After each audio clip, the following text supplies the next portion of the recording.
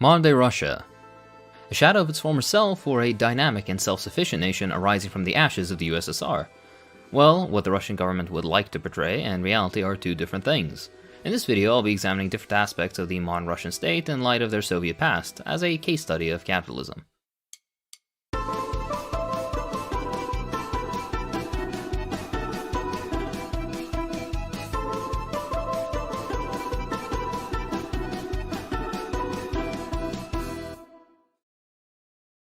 Let's begin with history. After the October Revolution, Russia, and subsequently the USSR, underwent tremendous social, economic, political, and cultural change. Expanded rights for women, the institution of massive literacy programs, the development of Soviet economic centers, and so much more that propelled the USSR into a position as an international superpower, despite consistent attempts at invasion, international vilification, embargo, and sabotage, both internal and external. The tumultuous 20th century carried Russia into ever-rising highs despite their setbacks, until the horrific market reforms instituted by Gorbachev in the 1980s. These market reforms eventually led to the complete restoration of capitalism in Russia and the rest of the USSR, ushering in an era of poverty, cultural irrelevancy, and instability, both sociopolitical and economic. In fact, it wouldn't be an understatement to say that the dissolution of the USSR was the greatest geopolitical tragedy of the past century.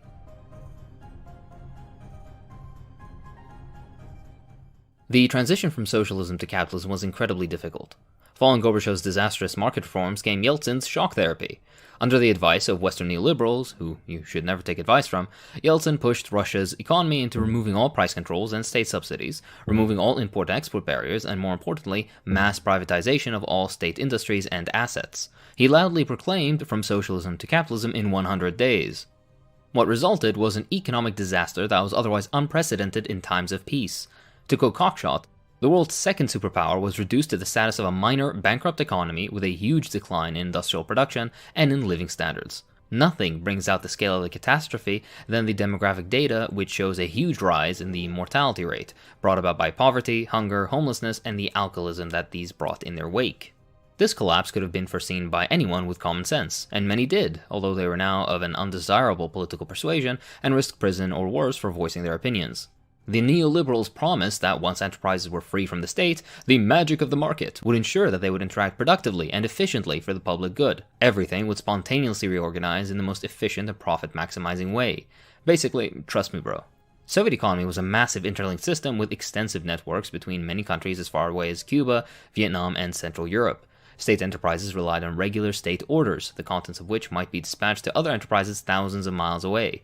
To quote the aforementioned source, whole towns and communities across the wilds of Siberia relied on these regular orders for their economic survival. Once the state was too bankrupt to continue making these orders, once it could no longer afford to pay wages, and once the planning network which had coordinated these orders was removed, what occurred was not the spontaneous self-organization of the economy promised by neoliberal theory, but a domino process of collapse. Orders stopped, closing primary industries. Deliveries of basic components further failed secondary industries, which had to close down as well. Domino after domino, the entire Soviet economy dissolved and fell apart, which was made even worse as the formerly single economy was splintered into over a dozen independent and incompetent economies in the wake of market reform.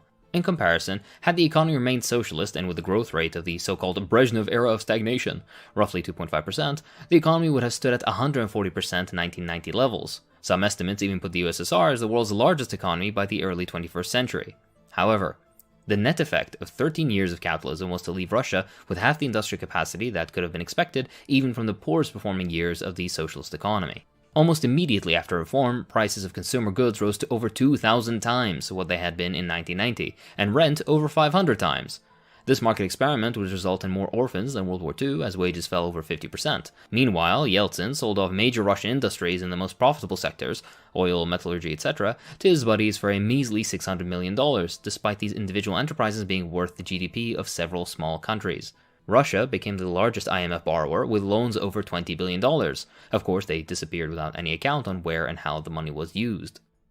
Between 1990 and 1995, an estimated 7 million premature deaths occurred in the countries that emerged from the USSR. Mortality rates rose by 12.8% in men, and life expectancy fell to 64 years in 1994, the lowest in the post-war period. The money supply grew 18 times and GDP contracted an estimated 40% between 1991 and 1998. Russia even defaulted on debts several times in the 90s. The 1998 Russian financial crisis was a further blow, in which $12.5 billion worth of salaries were unpaid. The economy shrank yet again, agriculture plummeted, and the government had to appeal for international food aid. The only saving grace was the skyrocketing oil prices of the era, which accounted for 70% of total exports, and restabilized but did not significantly grow the Russian economy. Only in the late 2000s did Russia finally reach the 1990 level of economic development, but with many caveats. The Russian economy would crash again in 2008, 2014, and most recently 2022. Despite this incredibly lackluster performance, Russia's political and economic elite still pushed for ever further and incredibly unpopular privatization of state assets, which included utility companies, financial institutions, manufacturing and transportation assets, and the media.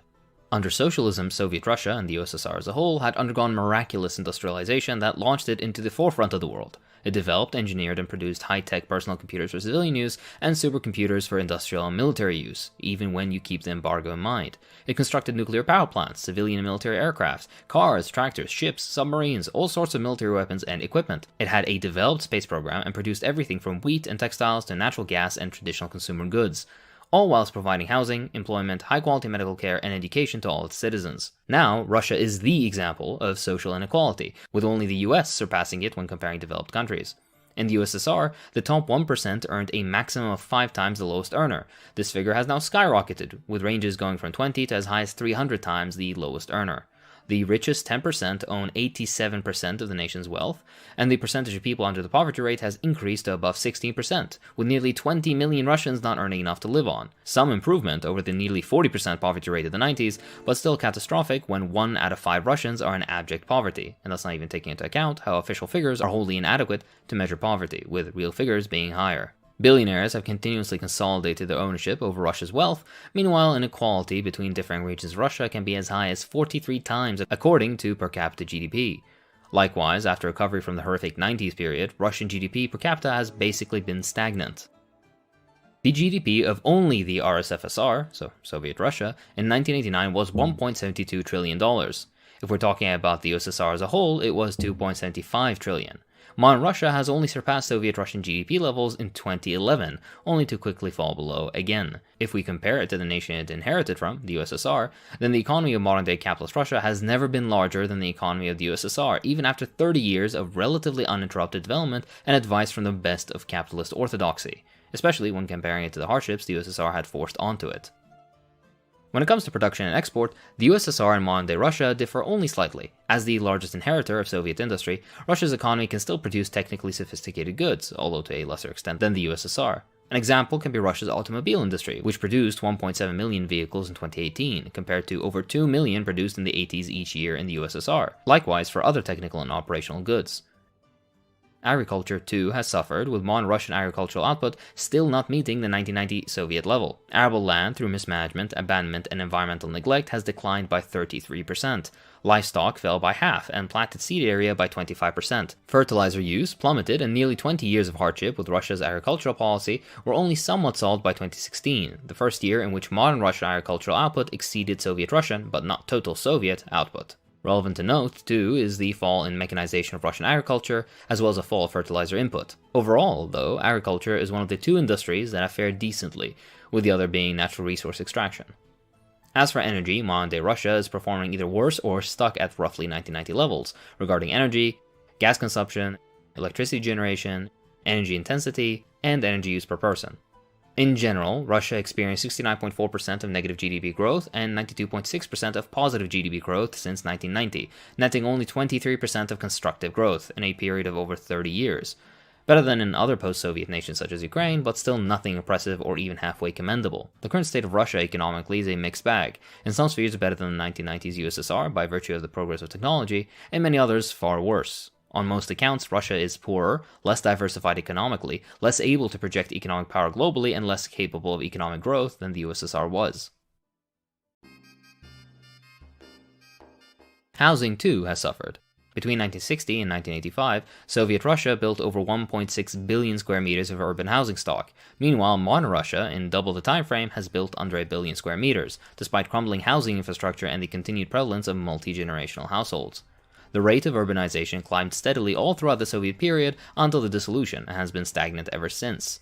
Thanks to Soviet policies, the vast majority of Russians own their own homes, but those that don't pay rents as high as 50% on their monthly salary. In Soviet times, rent was fixed to under 4% of your monthly wage, if you had to pay it at all.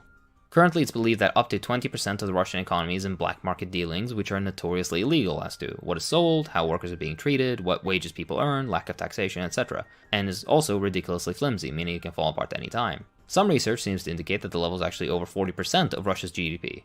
This is especially ironic, as at the worst points of market reform USSR, the second economy, decried by economists as the smoking gun signaling the defeat of communism as a system, was only 10%.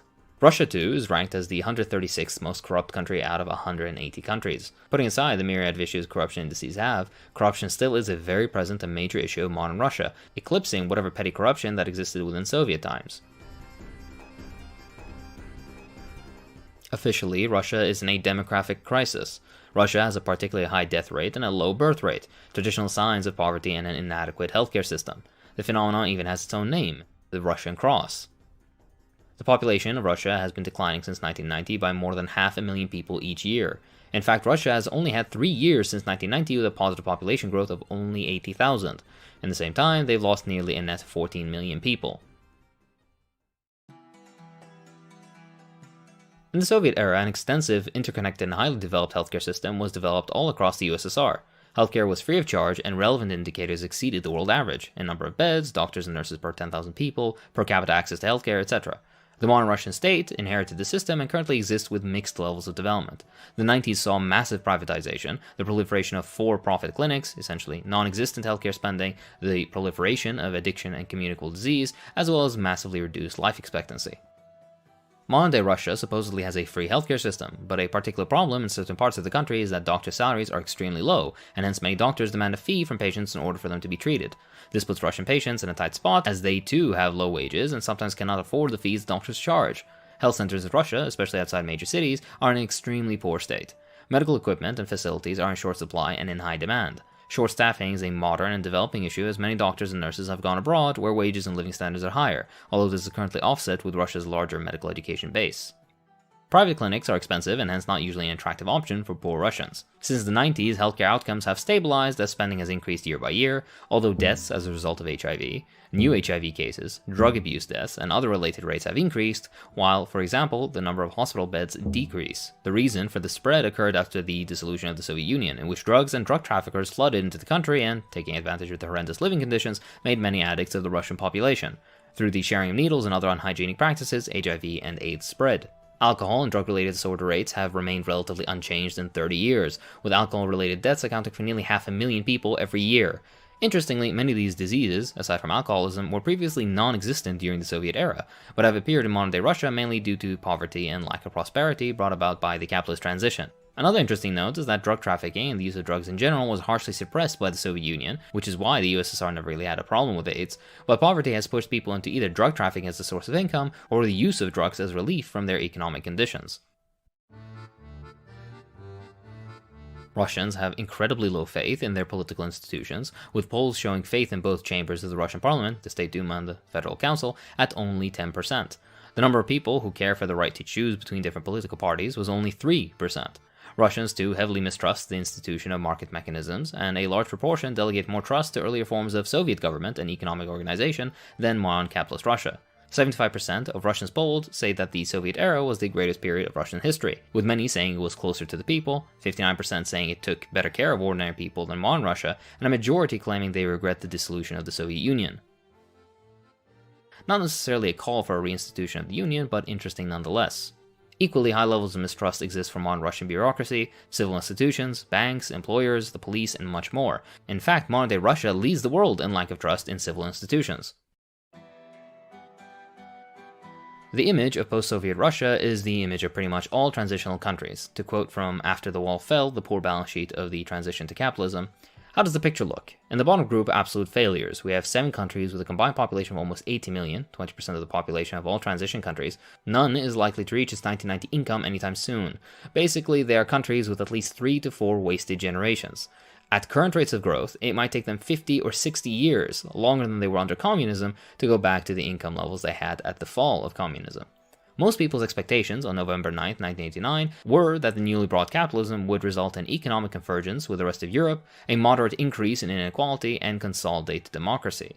These expectations are fulfilled most likely in only one country, Poland, and at the very most in another rather small too. Their total populations of 42 million, or some 10% of all former communist countries. Thus, 1 out of 10 people living in transition countries could be said to have transitioned to the capitalism that was promised by the ideologues who waxed about the triumph of liberal democracy and free markets. It's a great article with a lot of perspective. I highly recommend it. Now, this isn't to say that the 20th century experience with state socialism was the way to build socialism, but the track record is clear. Modern capitalist transition has done a less than adequate job of delivering on what it promised. Likewise, I haven't commented on many other issues, for example, increase in prostitution, reduced rights for women, minority politics, and much more. This video is not meant to demonize or insult Russia or the Russian people. The sole purpose of this video is to show that after nearly 30 years of capitalism, Russia has basically nothing to show for the transition. In fact, most indicators point to the superiority of the socialist system, which was built by and for the Soviet people, rather than the current corrupt oligarchy that exists only to enrich itself off the backs of ordinary Russians. And that's all for this time. If you enjoy what I do, then please consider supporting me on Patreon. It really does help. I'd like to thank my patrons, so thank you to Olivia Johnson, Oathbringer, King SCG, Rock Diesel, Eyes of Tragedy, Bojan, Nathaniel Housechild, Leroy Brown, John, Faraz Kahani, Jack Riley, Gerdon Russo, Star Nord, Sweetie, Amro, Conrad Robbie, John Durrell, Corey Christian, Conrad Liddy, Michael, Kapak, and Nasreen. Thanks for watching.